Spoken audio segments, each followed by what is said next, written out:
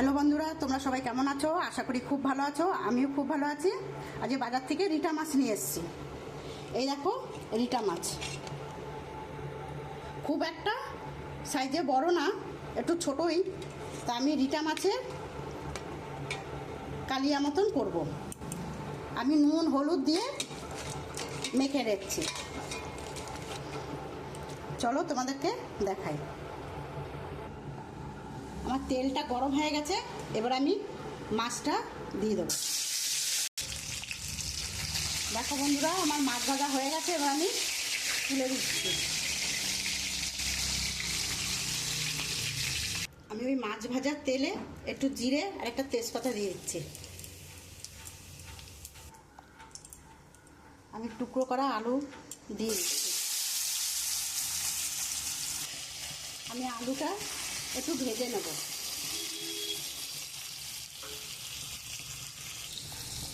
আমি এর মধ্যে পেঁয়াজ, রসুন, আদা আর গরম মশলা এটা আমি পেস্ট করে নিয়েছি।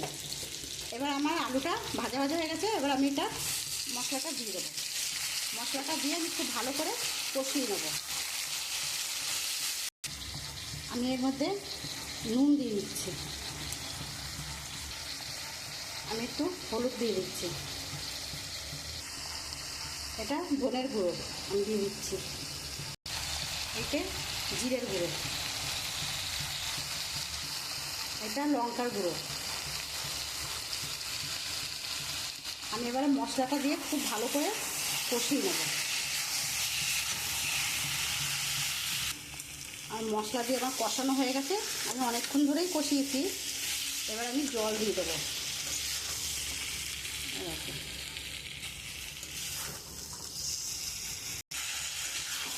আমার কষানো হয়ে গেছে, এবার আমি জল দিয়ে দেবো। দেখো বন্ধুরা, আমি জল দিয়ে দিয়েছি পরিমাণ মতন। আলু সিদ্ধ হয়ে এসছে, তার জলটা আমি ফুটে গেলে আমি মাছটা দিয়ে দেবো। আর ঝোলটা ফুটে গেছে, এবার এক এক করে আমি মাছগুলো দিয়ে দেবো।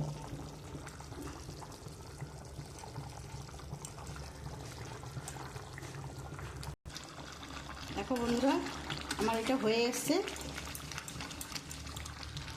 আমি এটা বেশি একটা ঝোল করব না, কষা কষা করেই করব। আমি একটু গরম মশলা দিয়ে দিচ্ছি, যেহেতু এটা সমুদ্রের মাছ, একটু গরম মশলা না দিলে ভালো লাগবে না।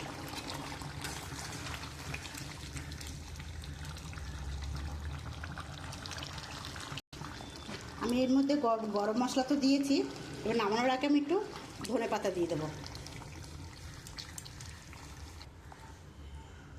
বন্ধুরা, আমার মাছের কালিয়াটা হয়ে গেছে, আমি এবারে নামিয়ে দিয়েছি। আমার এই মাছের কালিয়াটা কেমন লাগলো তোমরা কমেন্ট করে তোমরা বলবে।